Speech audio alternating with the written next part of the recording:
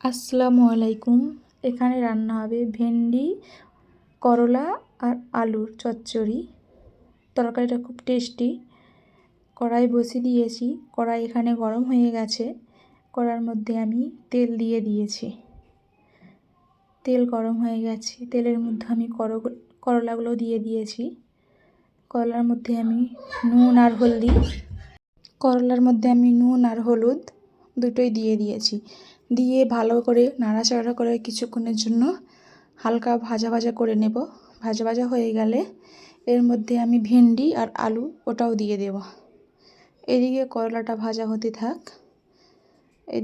হালকা লাল লাল ভাজা হয়ে গেছে, এর মধ্যে আমি ভেন্ডি আর আলু দুটোই দিয়ে দেব।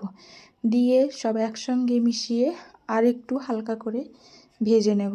ভেন্ডি আলু দুটোই দিয়ে দিয়েছি, দিয়ে আবার ভালো করে নাড়াচাড়া করে নিচ্ছি।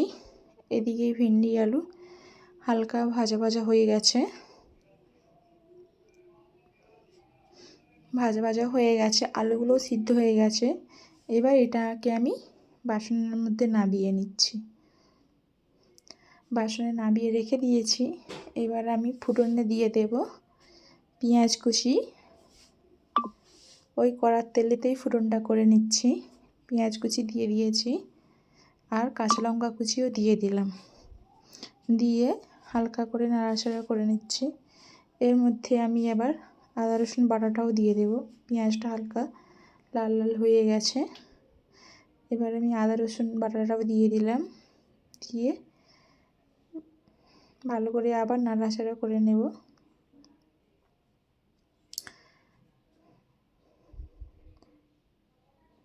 আদা রসুন আর পেঁয়াজ দুটোই হালকা ভাজা ভাজা হয়ে গেছে। এর মধ্যে আমি কেটে রাখা টমেটোর কুচি আর জিরে বাটা ওটাও দিয়ে দিলাম। জিরে বাটার পানিটা ছিল ওটাও হালকা দিয়ে দিয়েছি। এবার আমি গুঁড়ো মশলাগুলোও দিয়ে দিলাম, লঙ্কা গুঁড়ো, হলুদ গুঁড়ো আর পরিমাণ মতন নুন দিয়ে মশলাটাকে ভালো করে কষিয়ে নেব। মশলাটাকে ভালো করে কষিয়ে নিচ্ছি। কষানো হয়ে গেলে মশলা থেকে হালকা হালকা তেল ছাড়লে ভেন্ডি, করলা, আলু দিয়ে দেব। এদিকে মশলা কষানো হয়ে এসছে, এর মধ্যে আমি ভেজে রাখা সবজিটাও দিয়ে দিলাম। দিয়ে ভালো করে কষিয়ে নেব। আর বেশিক্ষণ লাগবে না রান্না করতে। এইদিকে ভালো করে কষানো হয়ে তরকারিটা হয়ে গেছে, অনেক টেস্টি হয়েছিল। তরকারিটা আমি বাসনের মধ্যে ঢেলে নিলাম। তরকারি একদম রেডি। এর উপর থেকে হালকা করে আমি ঘি দিয়ে দিলাম। এটা ইন্ডিয়া থেকে এনেছিলাম ঘিটা, গায়ে গরুর ঘি। অনেক টেস্টি হয়েছিল, বলবেন কেমন হয়েছে। এদিকে করলা তরকারি রেডি।